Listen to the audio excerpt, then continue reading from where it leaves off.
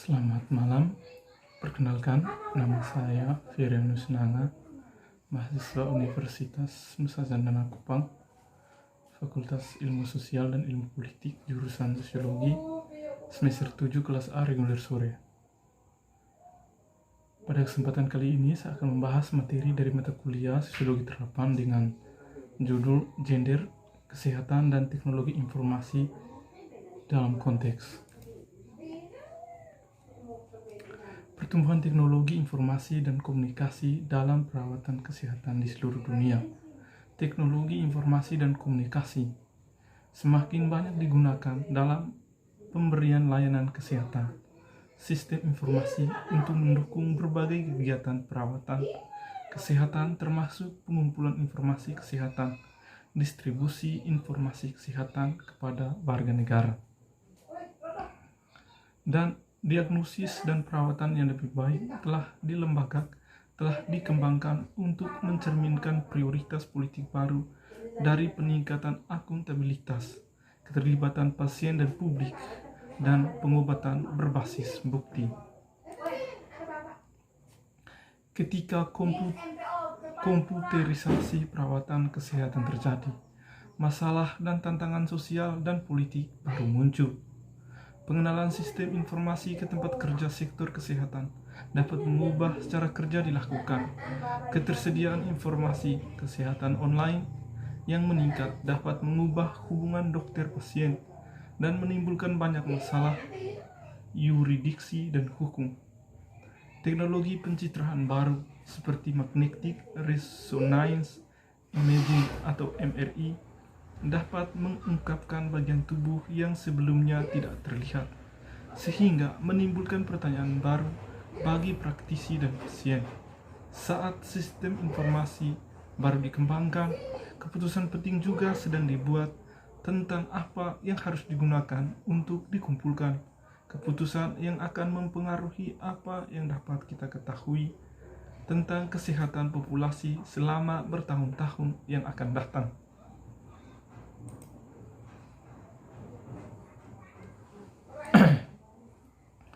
Gender dan teknologi. Ada banyak sekali pekerjaan yang mengeksplorasi hubungan gender dari teknologi, termasuk kontribusi penting oleh Weizmann tahun 91, 2004, Green dan Girl tahun 95, Lia tahun 2003. Tetapi sangat sedikit yang mengeksplorasi hubungan gender dari teknologi informasi komunikasi dalam pengaturan perawatan kesehatan khususnya. Di sini, kami memberikan gambaran singkat tentang beberapa tema kunci dari literatur tentang gender dan teknologi yang telah menjadi pelajaran dalam mengembangkan pemahaman kami tentang dinamika sosial yang terlibat dalam penggunaan teknologi informasi komunikasi dalam pengaturan perawatan kesehatan. Pengetahuan awal tentang gender dan teknologi menunjukkan bahwa wanita dan pria dipengaruhi secara berbeda oleh perubahan teknologi, dan peneliti yang dilakukan pada tahun 80-an membantu menantang pandangan bahwa teknologi itu netral dan bebas nilai. Sejalan dengan pendekatan pembentukan sosial untuk memahami hubungan teknologi masyarakat, teknologi dipahami sebagai dibentuk untuk mencerminkan dan memperkuat hubungan hierarkis, kelas, dan gender.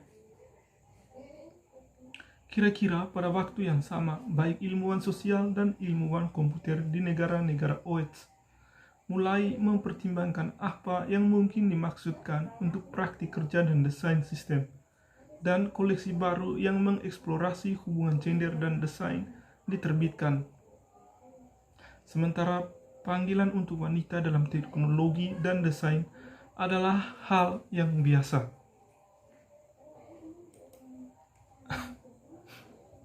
Selanjutnya, teknologi dan kesehatan.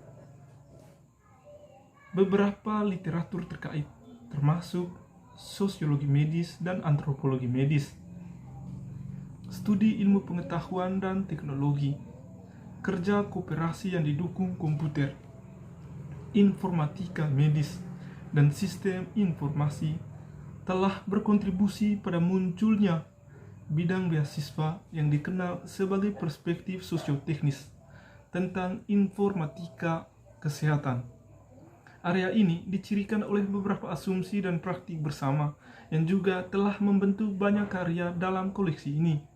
Pertama, ada asumsi bersama bahwa salah satu alasan utama mengapa teknologi baru tidak secara otomatis menghasilkan perbaikan sosial dan organisasi yang diklaim untuk mereka adalah karena kurangnya adopsi atau implementasi teknologi baru adalah pemahaman rinci tentang penggunaan dan konteks penggunaan. Sama seperti Biskel dan kawan-kawan berpendapat bahwa mesin hanya bekerja karena telah diterima oleh kelompok sosial yang relevan, dan Latour telah menyatakan bahwa nasib mesin ada di tangan penggunaannya. Ini tercantum dalam buku Latour tahun 92. Dengan mengacu pada perawatan kesehatan, berpendapat bahwa banyak PCIS berbasis komputer atau sistem informasi perawatan pasien yang mengotori kuburan atau upaya yang gagal pasti gagal karena model pekerjaan perawatan kesehatan yang tertulis dalam alat bentrok terlalu banyak dengan sifat kerja kesehatan yang sebenarnya.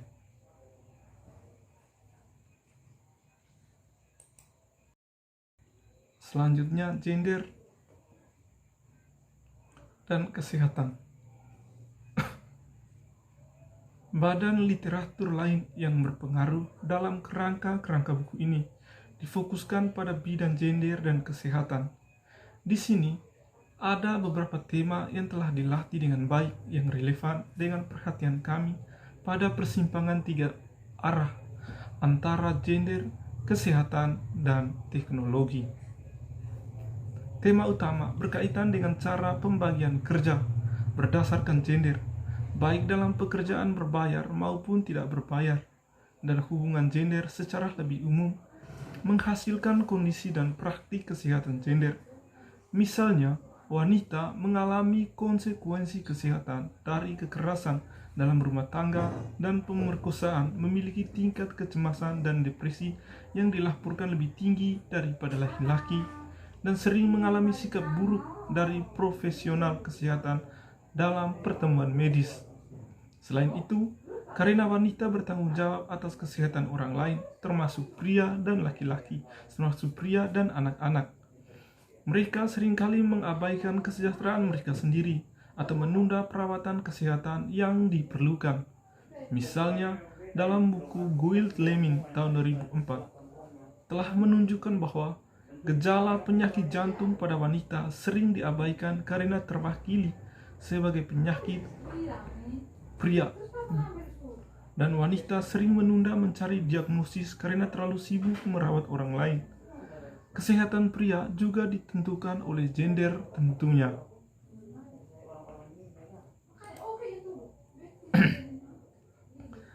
Refleksi pada pendekatan teoritis. Sebagai kumpulan yang telah diedit, buku ini telah mengadopsi satu posisi atau pendekatan teoritis untuk menganalisis hubungan antara gender, kesehatan, dan teknologi. Sungguh, masing-masing konsep ini diciptakan dengan cara yang beragam. Di satu sisi, merefleksikan di satu sisi sifat multidisiplin dan interdisipliner dari kontribusinya, dan pada yang lain, perdebatan yang sedang berlangsung dalam ilmu-ilmu sosial tentang signifikansi relatif dari struktur dan lembaga dalam konstitusi hubungan dan identitas sosial.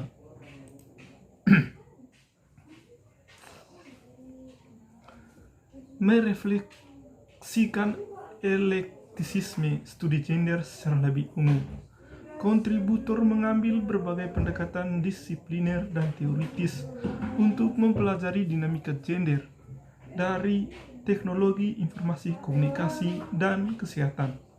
Misalnya, beberapa kontribusi menekankan faktor struktural seperti pembagian berdasarkan gender dalam pekerjaan perawatan kesehatan formal dan informal.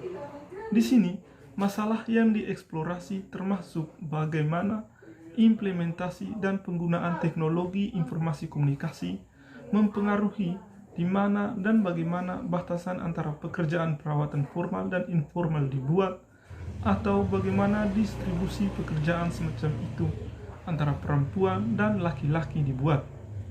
Kontributor lain lebih peduli dengan kinerja identitas gender dan bentuk lembaga lainnya, terutama dalam kaitannya dengan konsumsi informasi kesehatan dan komunikasi informasi komunikasi. Contoh-contoh di sini mencakup eksplorasi tentang bagaimana identitas gender diartikulasikan dalam wacana seputar penggunaan dan penggunaan internet untuk pencarian informasi kesehatan, dan dalam negosiasi yang terjadi ketika petugas perawatan kesehatan mencoba untuk mencapai kesesuaian antara teknologi baru dan praktik kerja pilihan mereka. Sekian dan terima kasih atas kesempatan yang diberikan kepada saya. Pembahasan kali ini telah selesai. Tuhan memberkati.